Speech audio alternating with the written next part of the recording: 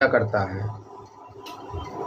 मनुष्य को अपना भावी जीवन सुधारने के लिए इस जन्म में अच्छे कार्य करने का अभ्यास करना चाहिए। पहले के अभ्यास का ही परिणाम है हमारा आज और भविष्य में जो हम होंगे वो होगा आज के अभ्यास का प्रतिफल।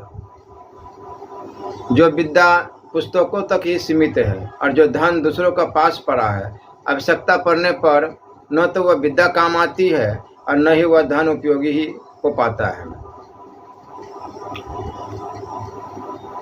जिसने इस संसार में आकर न तो संसार के किसी सुख का उपभोग किया है और न प्रभु को प्राप्त के लिए कोई यत्न किया है, उसका जीवन नर्थक है। विशेष रूप से वेश्याओं के संबंध में अनेक स्थानों पर इस बात पर जोर दिया है कि उनका किसी व्यक्ति विशेष से प्रेम नहीं होता। उनका प्रेम केवल व्यक्ति के धन है और उसी बहकावे में वे कठपुतली के समान उसके इशारे पर नाचते रहते हैं।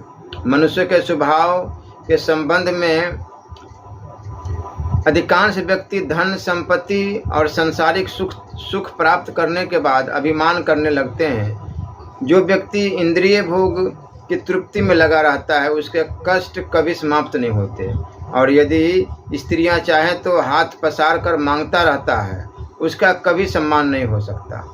और जो एक बार दुष्ट व्यक्ति के संपर्क में आ जाता है उसका जीवन भी सुखी नहीं हो सकता। मर्यादा पुरुषोत्तम श्री राम का उदाहरण देते हुए कि जब व्यक्ति के विनाश का समय आता है तो उसकी बुद्धि ठीक से काम नहीं करती।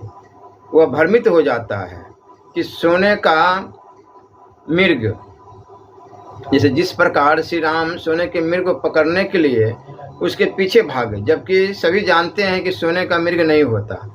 श्री राम भी इस सत्य को भली भांति जानते थे, फिर भी स्वर्ण मृग के पीछे भागे। मनुष्य की श्रेष्ठता किसी ऊंचे पद पर बैठने का कारण नहीं होता, वरन उसके गुणों के कारण होती है। यदि व्यक्ति में कोई गुण नहीं है तो अत्यंत धनी होने पर भी उसका सम्मान नहीं होता।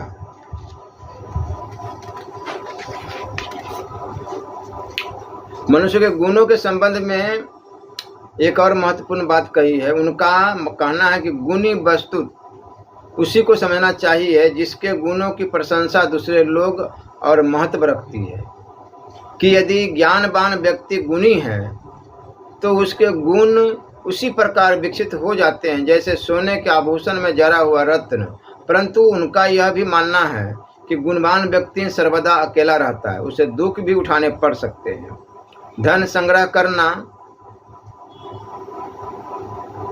दृष्टि में बुरा काम नहीं है, परंतु दूसरों को दुखी करके और